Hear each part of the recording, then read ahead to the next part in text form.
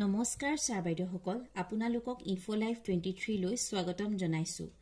আপোনালোকে ইতিমধ্যে অৱগত যে ইনফোলাইভ 23 আপোনালোকৰ সহায় হোৱাকৈ সকলো ধৰণৰ চৰকাৰী নিৰ্দেশনা আপোনালোকৰ ওচৰত যুগুত কৰি অহা হৈছে। হেহে যদি আপুনি ইউটিউবত আমাৰ চেনেললৈ নতুনকৈ আহিছে তেন্তে চেনেলটো সাবস্ক্ৰাইব কৰিব আৰু যদি ফেসবুকত আপুনি আমাৰ ইনফোলাইভ 23 পেজখনলৈ নতুনকৈ আহিছে তেন্তে পেজখন ফলো কৰি ৰাখিবলৈ অনুৰোধ জনোৱা হ'ল।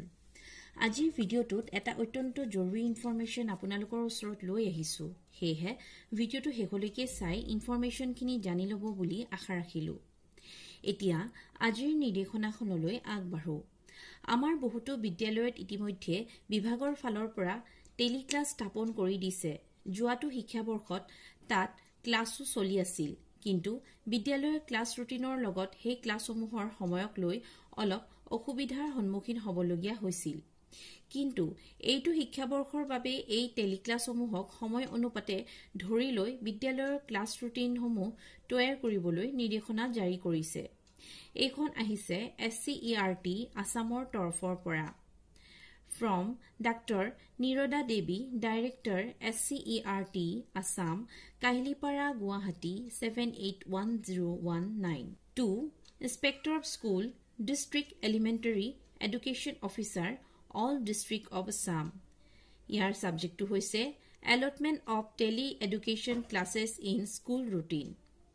ইয়াত লিখিছে, Sir, Madam, with reference to the subject cited above, I have the honor to inform that the soft copies of academic calendar has been uploaded in SCERT website and the distributions of hard copies of the same in the block level will start from the first week of April 2024. Therefore, every school having classes Girls Shreni to 8, irrespective of stand-alone or composite schools, will follow this academic calendar 2024-25. Further, the school with tele-education facilities will follow the routine for tele-education classes as fixed by Samagra Shiksha Assam and accordingly prepare their own school routine as per their convenience based on the model routine given in the academic calendar.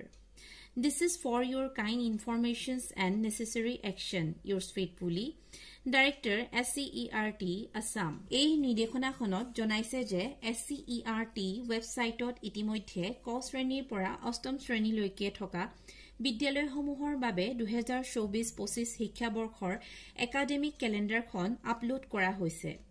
এতিয়া soft copy তাত উপলব্ধ হৈ থকাৰ উপৰিও এপ্ৰিল 2024ৰ প্ৰথম সপ্তাহৰ ভিতৰতে ব্লকসমূহত এইসমূহ আহি পাব।